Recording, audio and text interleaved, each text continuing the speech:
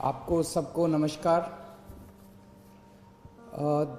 पूरे देश भर में कोरोना बहुत तेज़ी से बढ़ रहा है। दिल्ली में भी पिछले कुछ दिनों से, पिछले 10 से 15 दिन में इतनी तेज़ी से कोरोना बढ़ा है।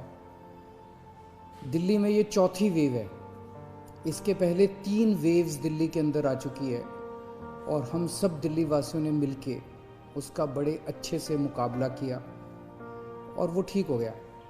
अब ये चौथी वेव आई है जो बेहद ख़तरनाक है, बहुत तेज़ी से बढ़ रहा है। इतना तेज़ी से बढ़ रहा है कि बहुत सारे लोगों की समझ के बाहर है। जैसे कुछ दिन पहले तक, मिड मार्च तक लगभग 200 से भी कम केस प्रतिदिन आने चालू हो गए थे, इतना कम हो गया था।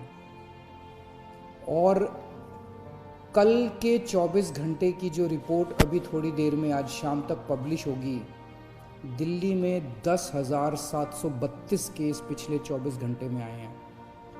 10,732 केस पिछले 24 घंटे में। उसके पिछले 24 घंटे में 7,900 केस आए थे। उसके पिछले 24 घंटे में 8,521 केस आए थे। मतलब आप देखिए कि पिछले 3 दिन के अंदर ही कितनी तेजी से बढ़े हैं। पहले 2 दिन लगभग 8 साढ़े 8 हज़ार केस थे और कल 24 घंटे में 10,732 केसेस आए। इसके ऊपर स्थिति बेहद चिंताजनक है, इसमें कोई दो राय नहीं है। लेकिन आपकी सरकार पूरी तरह से स्थिति पे नज़र रखे हुए, मैं स्वयं इसके ऊपर नज़र रखे हुए हूँ और जो भी करने की ज़रूरत है हम वो सब कर रहे हैं, सबका सहयोग ले रहे हैं। इस वक्त हम मोटे मोटे तौर पे 3 स्तर पे काम कर रहे हैं। एक है कि किस तरह से कोरोना को फैलने से रोका जाए। इसमें खास तौर से सरकार अकेले बहुत कुछ नहीं कर पाएगी। दिल्ली वासियों को, आपको सबको इसमें सहयोग देना पड़ेगा। आपने पहले भी बहुत सहयोग दिया, हर बार सहयोग दिया। हर बार जब भी वेव आई, दिल्ली के लोगों ने बढ़ चढ़ के सहयोग दिया, किसी और के लिए नहीं। हमें अपने लिए, अपने स्वास्थ्य के लिए, अपने परिवार के लिए बढ़ चढ़ के कोरोना के सभी प्रोटोकॉल्स फॉलो करने पड़ेंगे। अपनी सेहत अपने हाथ है। अगर हम, अपनी सुरक्षा अपने हाथ है।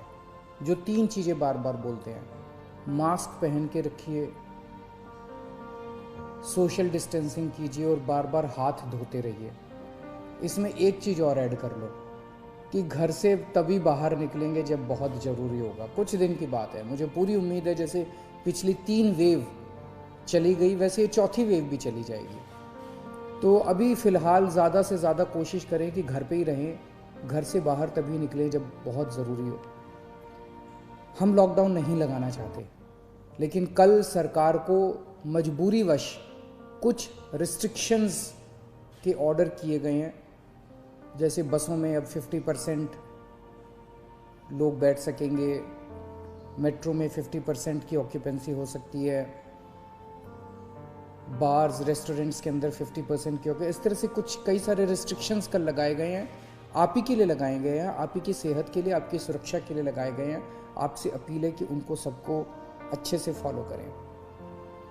तो एक तरफ हम कोरोना को रोकने की कोशिश, स्प्रेड को रोकने की कोशिश कर रहे हैं।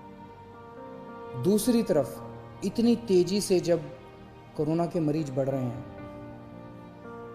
किसी को कोरोना होता है तो वो फिर या तो होम आइसोलेशन में जाता है और या फिर अस्पताल की तरफ जाता है। हम चाहते हैं, पूरी कोशिश कर रहे हैं और पूरा इंतज़ाम किया है कि जब कोई अस्पताल में जाए, उसे अस्पताल की ज़रूरत पड़े, इलाज की ज़रूरत पड़े, तो उसे दिल्ली के लोगों को बेस्ट से बेस्ट इलाज मिलना चाहिए।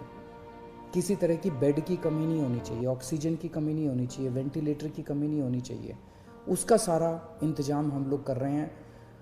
नवंबर के महीने में हम एक पीक देख चुके हैं। नवंबर के महीने में जो पीक आई थी वो 8,500 केसेस की थी। आज हम ऑलरेडी 10,700 केसेस क्रॉस कर चुके हैं। तो ये नवंबर से भी ज़्यादा खतरनाक इस वक्त की पीक है। तो हॉस्पिटल, कल मैं एलएनजेपी हॉस्पिटल गया था उसका मुआयना करने के लिए। सभी डॉक्टर्स से, नर्सेस से बात हुई, वहाँ का सारा जायज़ा लिया। मैं पूरे दिल्ली वासियों की तरफ से अपने डॉक्टर्स को, नर्सेज को, पैरामेडिक स्टाफ को, सबको हाथ जोड़ के सैल्यूट करना चाहता हूँ, धन्यवाद देना चाहता हूँ कि पिछले 1 साल से लगे हुए हैं वो लोग। उन्होंने अभी भी पूरी तन्मयता के साथ वो लोग लगे हुए हैं। कल उनसे सबसे बात की। हम पूरी तरीके से हॉस्पिटल मैनेजमेंट के ऊपर ध्यान दे रहे हैं। कुछ लोगों के मेरे पास मैसेजेस आए पिछले कुछ दिनों के अंदर कि सर हम इस अस्पताल में गए, इधर बेड नहीं मिल रहा, उसमें गए, उसमें बेड नहीं मिल रहा। वो ऐप जो हमने हॉस्पिटल बेड्स का जारी किया था कुछ महीने पहले, पिछली जो पहली वेव आई थी जून के महीने में, 6 महीने पहले, वो ऐप आज भी काम कर रहा है। तो अगर आपको अस्पताल की ज़रूरत है, अगर आपको कोरोना हो गया, अस्पताल जाने की ज़रूरत है, तो किस अस्पताल में बेड अवेलेबल है वो आप अपने ऐप से देख लीजिए। ऐप, सारे लोग ऐप डाउनलोड कर लो और उस ऐप से आप लोग देख लीजिए कि किस अस्पताल में बेड की ज़रूरत है और कहाँ। तो सीधे मरीज को उधर ही लेके जाओ, एक अस्पताल से दूसरे अस्पताल में जाने की जरूरत नहीं है, पहली चीज़। दूसरी चीज़, कुछ लोग केवल प्राइवेट अस्पतालों की तरफ दौड़ रहे हैं। प्राइवेट अस्पतालों में बेड थोड़े कम होते हैं। अब दिल्ली के अंदर पिछले 5 साल में आपकी सरकार ने मिलकर दिल्ली के सरकारी अस्पतालों को बहुत शानदार कर दिया है। दिल्ली के सरकारी अस्पतालों में बहुत अच्छा इलाज हो रहा है। पैसे वाले लोग भी दिल्ली के सरकारी अस्पतालों में जा रहे हैं। मेरी आप लोगों से निवेदन है कि सब लोग प्राइवेट अस्पतालों की तरफ मत दौड़िए। सरकारी अस्पतालों में जाएंगे, वहाँ भी आपको अच्छा इलाज मिलेगा। सरकारी अस्पतालों में भी आप जा सकते हैं। अगर आपका ऐप दिखाता है कि सरकारी अस्पताल में बेड खाली है तो सरकारी अस्पताल में जाइए, लेकिन अस्पताल में तभी जाइए जब आपको ज़रूरत हो। अगर सब लोग अस्पतालों की तरफ दौड़ने लग गए, अस्पताल कम पड़ जाएंगे। अगर सब लोग अस्पतालों की तरफ दौड़ने लग गए, बेड कम पड़ जाएंगे, आईसीयू कम पड़ जाएंगे, वेंटिलेटर कम पड़ जाएंगे। तो अगर आपको अस्पताल की ज़रूरत है तभी अस्पताल में जाइए, वरना होम आइसोलेशन में रहिए। अस्पताल के बेड केवल सीरियस मरीजों के लिए रहने दीजिए। अगर आप एसिम्टोमेटिक हैं, अगर आपको सिंपल सिम्टम्स है, ज़्यादा बीमारी नहीं है, और अगर आप अस्पताल चले गए तो आपने एक बेड ऑक्यूपाई कर लिया जबकि आपका घर पे इलाज हो सकता था। और अगर कोई सीरियस मरीज आता है अस्पताल के अंदर, उसको बेड नहीं मिलेगा, उसको बाहर वेट करनी पड़ेगी, उसकी मौत हो सकती है, सीरियस मरीज की मौत हो सकती है, उसको अस्पताल की ज़रूरत है। इसलिए मेरी हाथ जोड़ के सबसे विनती है कि कई लोग मैंने देखा वो कहते हैं जी मैं तो अस्पताल जाके एडमिट हो जाता हूँ, घर में दूसरों का ना हो जाए। घर के अंदर होम आइसोलेशन कीजिए, हमारी टीम आपके घर आएगी, आपको सारा गाइडलाइंस वगैरह सब बता देगी, ऑक्सीमीटर दे के जाएगी, आपको बता देगी कैसे होम आइसोलेशन करना है, आपके साथ हम संपर्क में रहेंगे। दिल्ली के अंदर दुनिया का सबसे बेहतरीन होम आइसोलेशन का प्रोग्राम चल रहा है, उसका फ़ायदा उठाइए आप। तो इसमें आप सब लोगों की मेरे को सहयोग की ज़रूरत है कि जब तक अस्पताल में जाने की ज़रूरत ना हो, अस्पताल मत जाइए। अस्पताल के बेड सीरियस मरीजों के लिए खाली रखिए, ये सबसे ज़रूरी है इस टाइम। अपने को हॉस्पिटल मैनेजमेंट सबसे ज़रूरी है।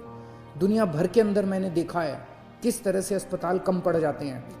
इतनी तेज़ी से फैलने वाली बीमारी है कि अस्पताल अगर कम पड़ गए तो फिर बड़ी दिक्कत हो जाएगी। मैंने पहले भी कहा था लॉकडाउन के लिए कि लॉकडाउन के पक्ष में मैं नहीं हूँ। मुझे लगता है कि लॉकडाउन कोरोना से जूझने का समाधान नहीं है।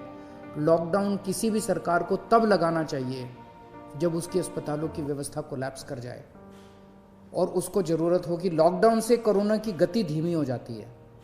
अभी अस्पताल की व्यवस्था हमारे कंट्रोल में है, आपका सहयोग चाहिए। अगर आपका सहयोग मिलता रहा और अस्पताल की व्यवस्था काबू में रही, हमें दिल्ली में लॉकडाउन लगाने की ज़रूरत नहीं पड़ेगी। लेकिन अगर अस्पतालों के अंदर बेड्स की कमी होने लगी और अगर अस्पतालों के अंदर बेड्स नहीं मिलने लगे तो कहीं ऐसा ना हो कि दिल्ली में लॉकडाउन लगाना पड़े। हम दिल्ली में लॉकडाउन लगाना नहीं चाहते, आपका सहयोग चाहिए। और तीसरी चीज़, एक हम कर रहे हैं कि स्प्रेड नहीं होना चाहिए, दूसरा हॉस्पिटल मैनेजमेंट, और तीसरा वैक्सीनेशन। आज एक बहुत अजीब विरोधाभास है। कोरोना की दवाई आ गई है, वैक्सीन आ गया है, और उसके बावजूद कोरोना इतनी तेजी से फैल रहा है। हमें कोरोना को हराने के लिए कोरोना से ज़्यादा स्पीड पे वैक्सीनेशन करना चाहिए था। जिस तेजी से कोरोना फैल रहा है उससे ज़्यादा बड़ी स्पीड से अगर हम वैक्सीनेशन कर देते, हम कोरोना को काबू कर सकते थे। हमारी कोरोना की गति बहुत धीमी है। मैंने केंद्र सरकार से कई बार हाथ जोड़ के निवेदन किया है, केंद्र सरकार को चिट्ठी भी लिखी है, प्रधानमंत्री जी को भी चिट्ठी लिखी है कि ये जितने रिस्ट्रिक्शन लगा रखे हैं वैक्सीनेशन के ऊपर, सब रिस्ट्रिक्शन हटा दीजिए। अभी तो ऐसी ज़रूरत है कि सरकार, हमारी सरकार तैयार है, दिल्ली सरकार तैयार है, हम घर घर जाके कोरोना की वैक्सीन लगाने को तैयार है। हमारे स्टाफ जो है वो घर घर जाके वैक्सीनेशन लगाने को तैयार है। 2 महीने 3 महीने के अंदर, मैं अभी मुख्यमंत्रियों की जब बैठक हुई उसमें और भी 2-3 मुख्यमंत्रियों ने कहा कि हम 3 महीने के अंदर पूरे अपने राज्य को कोरोना की वैक्सीन लगा देंगे। आप ये रिस्ट्रिक्शंस हटा दीजिए, 45 साल से ऊपर वालों को लगेगी। दिल्ली के अंदर जो मेरा डेटा है वो ये दिखाता है कि 65% मरीज दिल्ली के अंदर जो अब कोरोना के आ रहे हैं वो 35 साल से कम उम्र के हैं। तो अगर 65% मरीज 35 साल से कम उम्र के हैं तो कोरोना रुकेगा कैसे? कोरोना की साइकिल कैसे टूटेगी? वो तो तभी टूटेगी ना जब वैक्सीनेशन लगेगा। तो मेरी केंद्र सरकार से निवेदन है, केंद्र सरकार ने बहुत रिस्ट्रिक्शन लगा रखे हैं कि सेंटर नहीं खोल सकते, ज़्यादा सेंटर नहीं खोल सकते, इस उम्र से कम लोगों को नहीं दे सकते। अभी तो हमें लार्ज स्केल के ऊपर, युद्ध स्तर के ऊपर सारी मशीनरी हमें वैक्सीनेशन के ऊपर लगा देनी चाहिए। इससे बड़ा विरोधाभास क्या हो सकता है कि हमारी वैक्सीन आ गई और उसके बावजूद हम कोरोना से लड़ रहे हैं, कोरोना इतना तेजी से फैल रहा है। तो अगर हम कोरोना की वैक्सीनेशन बहुत तेज कर दें तो ये इसका एक समाधान हो सकता है।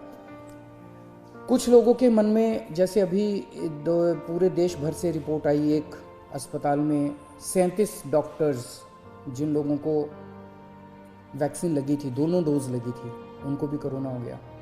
एक और उत्तर प्रदेश से एक अस्पताल से रिपोर्ट आई, एक महाराष्ट्र से एक अस्पताल से, कि कई सारे ऐसे लोग हैं जहाँ पे जिन लोगों ने दोनों डोज ले ली उसके बावजूद भी कोरोना हो रहा है। तो लोग पूछ रहे हैं कि यार ये वैक्सीन लगाने से कोई फ़ायदा है? तो मैंने कई एक्सपर्ट से बात की, कई डॉक्टर से बात की, उन सब का ये कहना है कि वैक्सीन लगाने से आपको सीरियस बीमारी नहीं होती। कोरोना दोबारा हो सकता है, वैक्सीन लगाने के बावजूद भी आपको मास्क पहनना चाहिए, सारी प्रिकॉशन लेनी चाहिए, लेकिन कोरोना फिर भी हो सकता है, लेकिन वो कोरोना सीरियस नहीं होगा, आपकी डेथ नहीं होगी, आपको हो सकता है आईसीयू में जाने की जरूरत ना पड़े, कोरोना की सीरियसनेस काफ़ी कम हो जाएगी। इसीलिए वैक्सीन का फ़ायदा है। तो जो लोग आज, केंद्र सरकार जब भी इसको खोलेगी रिस्ट्रिक्शंस को, बहुत अच्छी बात होगी, लेकिन जो लोग आज एलिजिबल हैं, 45 साल से ऊपर की उम्र के हैं, वो तो कम से कम सारे तुरंत जाके कोरोना की वैक्सीन लगवा लीजिए, अपनी सेफ्टी के लिए, अपने परिवार की सेफ्टी के लिए। हमने टेस्ट्स दिल्ली में बहुत ज़्यादा बढ़ा दिए हैं। पिछले कुछ दिनों पहले तक 80-85 हज़ार टेस्ट डेली हो रहे थे और पिछले कुछ दिनों से 1,10,000 टेस्ट डेली हो रहे हैं। रात दिन पूरा स्टाफ, पूरे ऑफिसर्स काम करने में लगे हुए हैं और आपकी सेहत के लिए जो भी ज़रूरत पड़ेगी हम सभी करेंगे। मेरी सभी पॉलिटिकल पार्टीज से निवेदन है, अपील है, आइए सब मिलके काम करते हैं। ये वक्त राजनीति करने का नहीं है, ये वक्त एक दूसरे के ऊपर फिंगर पॉइंटिंग का नहीं है, ये वक्त एक दूसरे के ऊपर छीटाकशी करने का नहीं है, बाद में कर लेंगे राजनीति। सब मिलके अभी तो अब दिल्ली वासियों की सेवा करते हैं और मैं सभी लोगों से अपील करता हूँ, पिछली बार आप सबने सहयोग किया था, हम केंद्र सरकार से पूरा सहयोग ले रहे हैं।